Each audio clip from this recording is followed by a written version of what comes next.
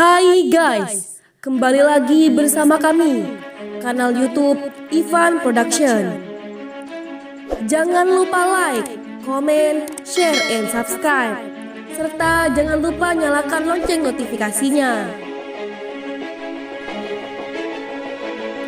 Serial Layangan Putus malam ini masih hadir menemani pemirsanya. Layangan Putus, serial fenomenal selalu membuat penonton gregetan. Layangan Putus dibintangi oleh Reza Rahadian, Putri Marino, dan Anya Geraldine. Ceritanya semakin buat kesal dengan ulah Lydia sang pelakor yang semakin merajalela. Di Layangan Putus malam ini, Aris tinggal bareng kumpul kebo dengan Lydia. Sekarang Aris terang-terangan mengenalkan selingkuhannya ke semua orang, termasuk ke anaknya, Raya.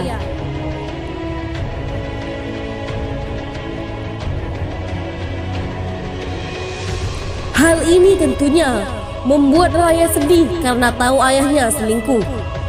Raya pun sedih karena maminya tersakiti. Berikut sinopsis Layangan Putus 24 Februari 2022. Jahat. Aris kumpul kebo malah bawa Raya ke rumah selingkuhan.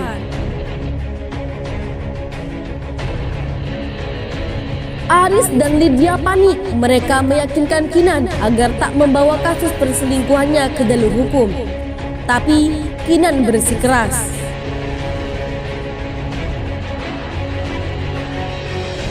Kinan memberikan dua opsi kepada Aris, yakni mengakhiri perselingkuhannya atau dilaporkan ke polisi dengan dugaan perselingkuhan. Aris rupanya tak mau melepaskan selingkuhannya itu. Ia tak kalah akal, dia menggandeng pengacara untuk melawan balik Kinan. Lydia punya akal bulus, ia tak bisa meyakinkan Kinan untuk memperkarakan perselingkuhannya dengan Aris. Ia pun punya ide untuk mendekati Raya. Jadi, kalau Raya sudah dekat dengan Lydia, hati Kinan akan luluh karena tak tega melihat Raya bersedih ayahnya dipenjara akibat selingkuh. Raya pun akhirnya menginap di rumah Lydia. Dan ternyata Raya mengungkap kesedihannya atas keretakan rumah tangga Mamim dan Papitnya. Aris menangis membaca tulisan Raya. Ia tahu putri kecilnya terluka karena ia menyakiti Mamimnya. Tapi Aris tak bisa meninggalkan Lydia selingkuhannya itu.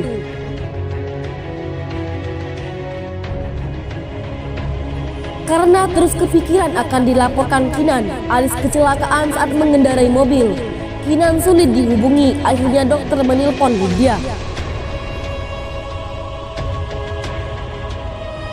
Lydia mengaku sebagai istri Aris.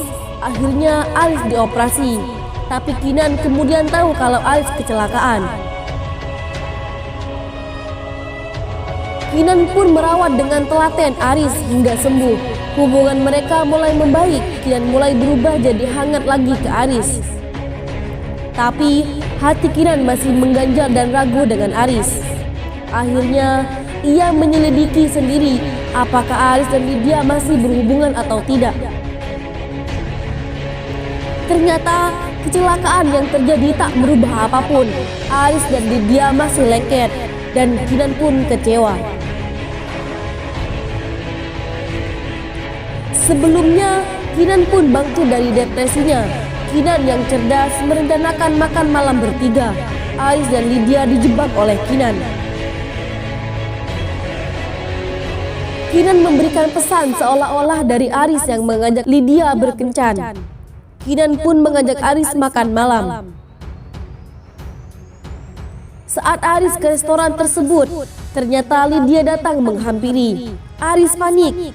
Kinan mengatakan akan membawa kasus perselingkuhan Aris dan Lydia ke jalur hukum.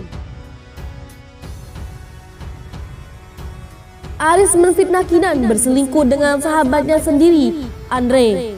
Kinan semakin murka. Aris yang selingkuh tapi ia yang dituduh. genderang perang Aris dan Kinan pun dimulai. Aris dan Kinan terlibat pertengkaran hebat. Kinan sangat hancur. Tiba-tiba ia merasakan mules yang hebat. Kinan dibawa ke rumah sakit. Bayi Kinan meninggal dalam kandungan karena stres bertubi-tubi yang dialami Kinan. Keluarga Aris pun berkabung. Kinan sendiri mengalami depresi kehilangan anaknya sekaligus melihat perselingkuhan suaminya. Suaminya temannya menghibur. Tapi Aris bukannya insyaf. Perselingkuhan dengan Lydia dan Ira semakin menjadi-jadi. Bahkan mereka semakin lengket.